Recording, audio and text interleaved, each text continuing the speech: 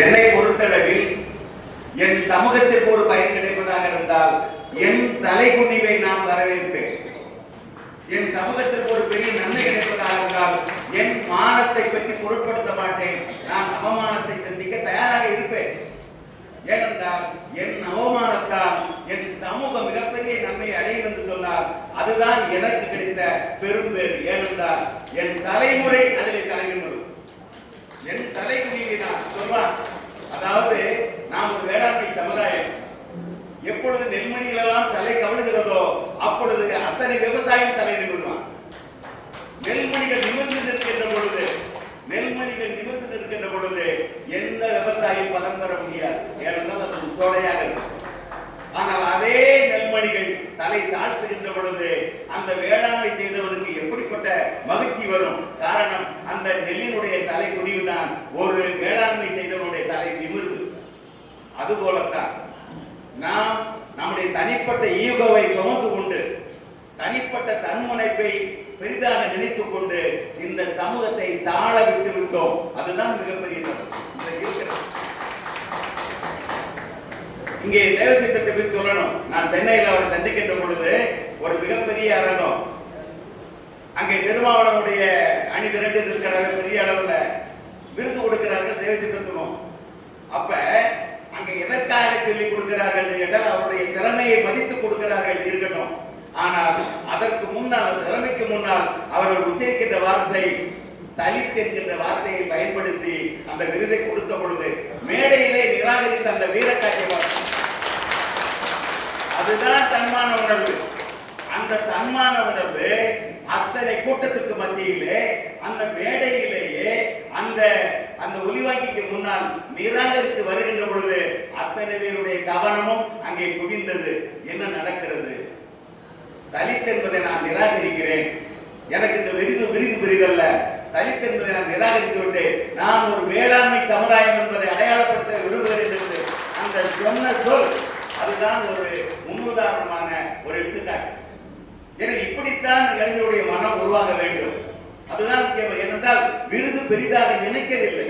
எத்தனையோ பேர் விருதுக்காக இயங்கிக் கொண்டிருக்கின்ற பொழுது கிடைத்த விருதை நிராகரித்து விட்டு உன் விருது எனக்கு பெரிதில்லை, என் தன்மானம் தான் பெரிது என்று சொன்னார் இல்லையா?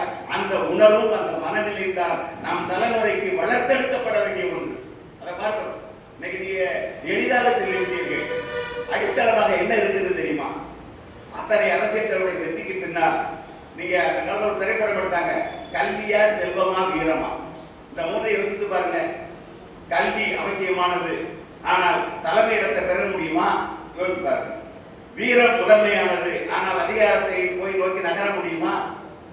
செல்வம் முதன்மையானது, ஆனால் அது அதிகாரத்தை நோக்கி நகர முடியுமா என்று கேட்டால் இந்த மூன்று ஒன்றுக்கொன்று ஒத்துழைத்தால் மட்டும்தான் அதிகாரத்தை பெற முடியும். மூன்றை விட்டு பிரித்து விட்டால் அதிகாரம் பெற முடியாது. இன்றைக்கு திமுக இருக்கக்கூடிய அமைச்சர்களிலே பாதி பேர் அதிமுகவிலிருந்து வந்தவர்கள். யோசி பட்டியல் எடுத்து பாருங்க.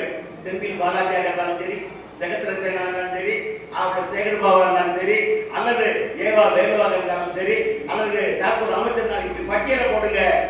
அதிமுக கட்சி மாதிரி திமுகவுக்கு வந்தவர்களுக்கு இப்படிப்பட்ட உயர்ந்த அமைச்சர் பதவிகள் தந்திருக்கிறார்களே ஏன் என்று ஆராய்ந்தீர்களா? அதே கரூரிலே சென்று இவர்கிட்ட கேடுக்கு இவரெல்லாம் பெரிய முதலமைச்சர் அளவில் சிந்திக்கிறாங்க என்று ஸ்டாலினால் கடுமையாக விமர்சிக்கப்பட்ட செந்தில் பாலாஜி எப்படி அந்த இடத்திற்கு திமுகவை சென்று சேர்ந்தார் என்று சிந்தித்து பாருங்கள். அப்படி என்றால் கூட்டி கழித்து பார்த்தால் அத்தனை பேரும் பெருங்கோடீஸ்வரர்கள். நம் சமூகத்தை சார்ந்தவர்கள் எம்எல்ஏ இருக்கிறார்கள், சட்டமன்ற உறுப்பினர்கள் இருக்கிறார்கள். எங்கே இருக்கிறார்கள்? இருந்த இடம் தெரியாமல் இருக்கிறார்கள். என்ன காரணம்? யோசித்து பாருங்க. அதாவது நாம் ஆசைப்பட்டால் போகாது. அது என்ன, எப்படி நடக்கிறது, எங்கிருந்து நடக்கிறது, என்ன செய்ய வேண்டும் என்று சிந்தித்து பாருங்கள். நம்முடைய சமுதாயத்தை சேர்ந்தவர்கள் அந்த சட்டமன்ற உறுப்பினராக இருந்தாலும் கூட அங்கே அறுவடைக்காக இயங்குகிறார்களுடைய விதைப்பதற்கு அவர்கள் தயாராக இல்லை.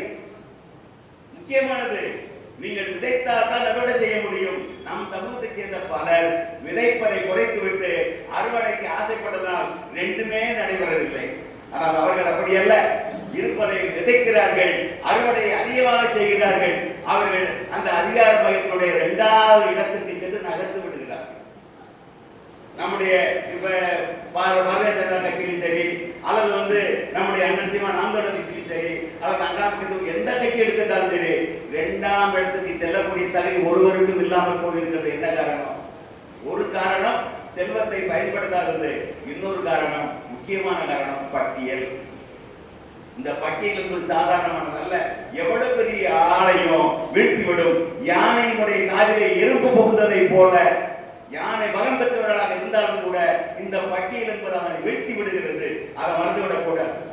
அப்படி என்றால் இப்ப சொன்னாங்க, பேசுனாங்க, அதாவது ஒரு பூனை போறதுக்கு ஒரு ஓட்டை, ஆடு போறதுக்கு ஒரு ஓட்டை, மாடு போறதுக்கு ஒரு ஓட்டை, யானை போறதுக்கு ஒரு ஓட்டை தனித்தனியா போடுறதுக்கு பதிலா நீங்க யானை போறதுக்கு ஓட்டையை போட்டா அத்தனை அதுக்குள்ள போயிருந்தேன். தனித்தனியாக போட்டப்படணும். அந்த சிந்தனையை கூடாது. அப்படி என்றால் பட்டியல் வெளியில் நடந்து விட்டால் அத்தனை உங்களை நோக்கி நகரும். அது ஒரு மிகப்பெரிய வழி. நமக்கு கிடைத்த வாய்ப்பு. அந்த ராஜபாதையை நாம் உருவாக்காமல் சின்ன சின்ன ஒற்றையடி பாதைகள் எத்தனை போட்டாலும் கூட அந்த ராஜபாதைக்கு இணையாக முடியாது. அப்படி என்றால் பட்டியல் வெளியேற்றம் என்பது உளவியல் ரீதியான அதிகாரத்தை நோக்கி நகரக்கூடிய துணிச்சலை தரும். எவனுக்கு அடங்காமை தரும். ஏற்கனவே பட்டியலில் இருக்கின்ற பொழுது எவனுக்கு அடங்க மாட்டேங்கிறான், எவனை பார்த்து அஞ்ச மாட்டேங்கிறான். இதனுடைய ரத்த அணுகுல இருக்கிறது, மரபணுவில் இருக்கிறது. அப்படிப்பட்டவன் பட்டியலை விட்டு வெளியே வந்து விட்டால் இவனை கட்டுப்படுத்தவே முடியாது என்று எதிரிகளுக்கு தெரிகிறது, நமக்கு தெரியல. அவன் சொல்றான், இந்த பட்டியலில் இருக்கின்ற பொழுது இவர்களை கட்டுப்படுத்த முடியவில்லையே. வடக்கு பகுதியில், தமிழ்நாட்டுடைய வடக்கு பகுதியில் எல்லாம் எசிங்கிறாங்க, நடவடிக்கை எசி மாதிரியே தெரியலையே, இவங்க பேச்சு செயல்பாடு எசி மாதிரியே தெரியலன்றான். அதைத்தாட நாங்களும் சொல்ற எசி இல்லைன்னு தப்பாக எங்களை சேர்த்து விட்டார்கள்.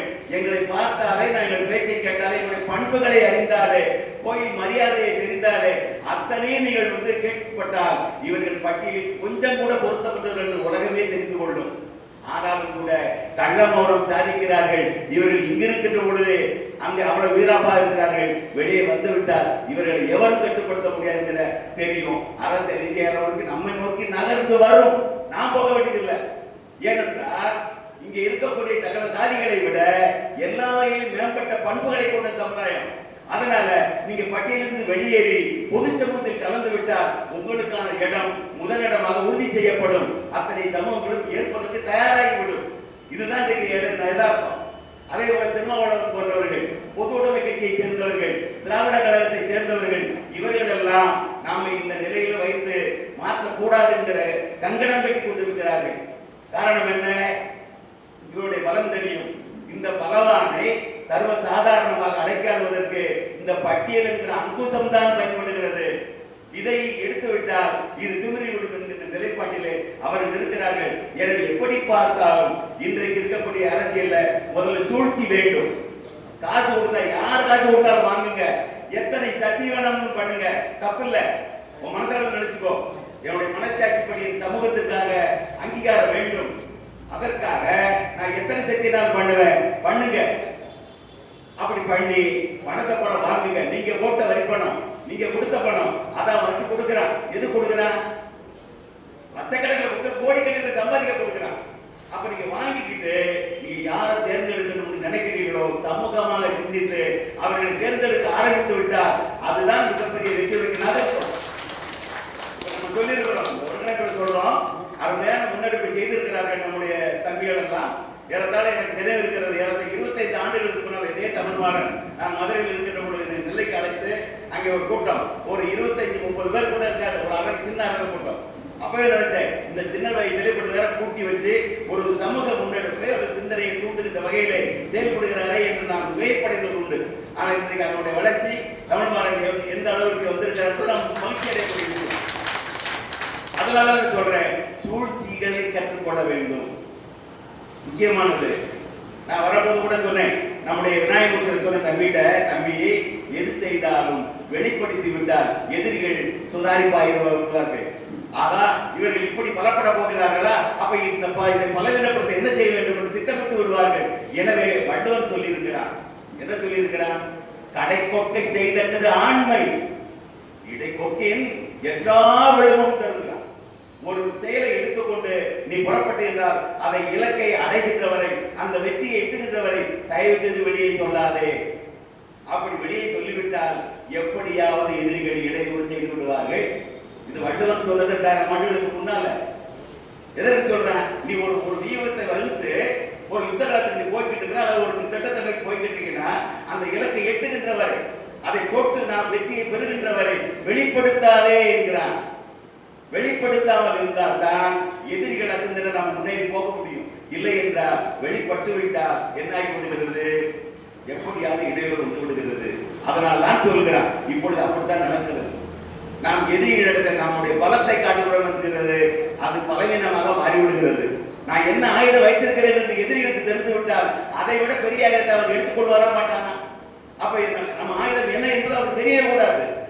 இவன் எப்படி வீரத்து வருவான் என்பது தெரியக்கூடாது. அப்படி தெரியாமல் நாம் போகின்ற பொழுது நாம் பலமாக இருப்போம். தெரிந்து விட்டால் அவரை விட பலப்படுவார்கள், இல்லை நம்ம பலவீனப்படுத்துவார்கள். தான் நடக்கும். அதனால் இன்றைக்கு காலகட்டம் தேர்தல் என்பது சாதாரணமானதல்ல. முழுக்க முழுக்க வியாபாரம், வணிகமாகிவிட்டது. ஏனென்றால் அதிகாரத்தை பெற்றுவிட்டால் அத்தனை செல்வந்தர்களை வளைக்கலாம். அம்பானி, அதானி அத்தனை பேரும் அதிகாரத்துக்கு தான் பயப்படுகிறார்கள். அவர் இவர்களை அவர்கள் சார்ந்திருப்பார்கள், இல்லை அவங்க இவர்களை சார்ந்திருப்பாங்க. எவ்வளவு பெரிய ரவுடிகளாக இருந்தாலும் சரி அந்த அதிகாரத்தை கட்டுப்படுத்த ஆக வேண்டும். உங்களுக்கு தெரியும், ராணுவம் யாருடைய கட்டுப்பாட்டில் இருக்கிறது? அதிகாரத்தினுடைய கட்டுப்பாட்டில் இருக்கிறது. காவல்துறை யாருடைய கட்டுப்பாட்டில் இருக்கிறது? அதிகாரத்தின் கட்டுப்பாட்டில் இருக்கிறது. செல்வந்தர்கள் யாருடைய கட்டுப்பாட்டில் இருக்கிறார்கள்? அதிகாரத்தின் கட்டுப்பாட்டில் இருக்கிறார்கள். இல்லாட்டா இடி, ஐடி ரைடு, இதெல்லாம் ஏன் சொல்றான்? அதிகாரம் அத்தனை வேட்டை நாய்களை வைத்திருக்கிறது. முழுக்க முழுக்க செல்வந்தர்களை போல மிரட்டுகிறது, நினைத்தபடி அவர்களை வளைக்கிறது. அப்ப செல்வமும் அவரிடம் இருக்கிறது, முழுக்க முழுக்க வீரமும் அவர்களுக்குள் அடங்கி கிடக்கிறது. வேற என்ன தேவை? கல்வி சொல்ல வேண்டாம். ஐஏஎஸ், ஐபிஎஸ் கொடுத்த மிகப்பெரிய அறிவாளிகள் எல்லாம் யாருக்கு கீழே இருக்கிறார்கள்? அந்த அதிகாரத்தின் கீழே இருக்கிறார்கள். அப்ப கல்வியா, செல்வமா, வீரமா என்றால் மூன்றுமே அதிகாரத்துக்கு பின்னால்தான். அப்ப அதிகாரம் என்பது உச்சபட்சமானது. அதை அடையவில்லை என்று சொன்னால் நீங்க எப்படிப்பட்ட பெருமைகளை பெற்றிருந்தாலும் கூட செல்லா காசாகிவிடும். அவன் நினைச்சா 2000 ஓட்டு செல்லான்னு சொல்ல முடியும். எவ்வளவு பெரிய பெரிய செல்வந்தனா இருந்தாலும் கூட ஒரு நிமிஷம் போயிடும். எவ்வளவு பெரிய வீரனா இருந்தாலும் அரசாங்கம் செல்லாது நடத்த அவனால் செல்ல வைக்க முடியாது. இந்த யதார்த்தத்தை நாம் புரிந்து கொள்ள வேண்டும். எனவே இப்படிப்பட்ட கால சூழ்நிலையில நம்முடைய சமூக மேம்பட்ட சமூகமாக இருந்தும் கூட, எல்லா வகையிலும் சிறப்பு பெற்ற பண்பாடோடு இருந்தும் கூட, பட்டியல் என்கிற மிகப்பெரிய இழிவுக்குள் நம்ம தண்ணியை காரணத்தினால் நம்மால் விடுபட முடியாமல் தவித்துக் கொண்டிருக்கிறோம். நாம் இருப்பது 2ஆம் கட்டம். திருமாவளவன் போன்ற விடுதலை சிந்தைகள் ஒத்துக்கொள்வார்கள், நாங்கள் தனித்துத்தான் என்று ஒத்துக்கொண்டு அவர்கள் அரசியல் பண்ணுவதால் பிரச்சனை இல்லை.